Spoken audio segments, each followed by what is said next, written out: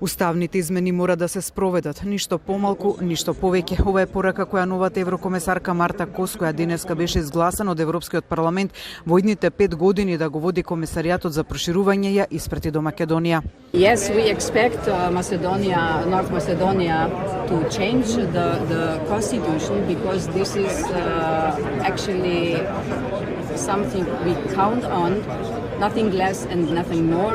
And I'm sure that this is possible to do, and then we can really fast going forward. На прашањето дали Македонија може да добие гаранции дека нема да има нови блокади од Бугарија, Кос одговори: I'm not the one who can give these guarantees. Кос се настав дека решението за надминување на спорот меѓу двете земји да се води диалог со нив.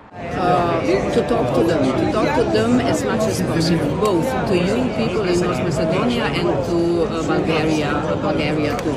We have to show that it is in our hands how we will solve the bilateral problems. Without this, and of course following the EU values, we will not be able on both sides to do what's the best for the European Union and of course what's the best for North Macedonia. Во Европскиот парламент ставот е дека Кос е одличен избор за еврокомесар за проширување, бидејќи одлично го знае регионот и неговите проблеми, но и целосно посветена на проширување со земјите од Западен Балкан. Но за разлика од неа, европратениците решение за деблокирање на македонското пристапување, освен диалог со двете земји, гледаат и во гаранција од Бугарија дека нема подонесени уставни измени да ја блокираат Македонија со нови билатерални барања. We need a legally viable security from the Bulgarian side that once their main demand on including Bulgarian and other minorities into the constitution, they will not come up with another demand. We need some legal security there, and there, I think European Union stands on the same side as North Macedonia.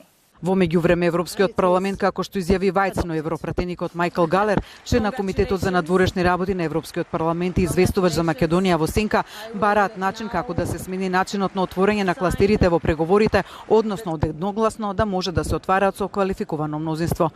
Сепак мнозинството во Европскиот парламент е заменување на бројот на гласови со кои земјите членки ќе можат да отворат и да затворат кластери со земја кандидат во процесот на преговори, зашто како што велат постои можност во договорот на Европската унија. Сепак крајниот збор за тоа ќе го има Советот на Европската унија, но процесот се уште не е стигнат во таа фаза.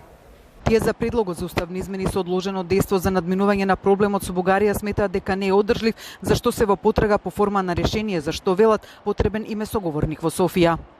We need to find these guarantees. That's clear. What the exact solution is, I don't know yet. So to give you a serious answer on your question, it's too early. Ask me in 5-6 months and then I can give you some concrete proposals that we're working on. Во отсуство на политичка влада во Софија, тој смета дека разговори може да се водат со претседателот на Бугарија или со политичките партии. Инаку денеска во Страсбург Европскиот парламент ја даде зелено светло на составот на новата Европска комисија на Урсула фон дер Лајен со 370 гласа за. Таа во обраќањето пред пратениците во делот на проширувањето рече дека сонот на Европа се протега до Западен Балкан, Украина, Грузија и Молдавија. Инаку клучната порака која фон дер Лајен денеска испрати од Европскиот парламент е дека Европа нема време за трошење и побара јакнење на европската одбрана и конкурентност, бидејќи, како што рече, заканите се сериозни.